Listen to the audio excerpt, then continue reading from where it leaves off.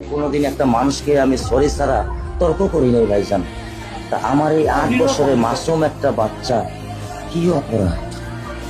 আমি এই কলজাটা ছাড়া আমি থাকবো কেমনি? আমার এই বাচ্চাটা আমি ঘরে ঢোকার আগে ফ্রিজের মধ্যে আমার জন্য শরবত বানায় রাখে। আমার বড় মেয়ে না, আমার ছোট মেয়ে 8 বছরের মেয়ে। বাবা শরবত ছবি এখানে লাগায় রাখছে, বাবা তুমি আমাকে নিয়ে যাবা। আমি বলছি, আল্লাহ বাবা তুমি আল্লাহর কাছে যাও, আমার তো নেওয়ার দিয়ে যাওয়ার ক্ষমতা নাই। আমার মেয়ে আল্লাহর কাছে চলে গেছে, আমার মেয়ে আল্লাহর কাছে চলে গেছে।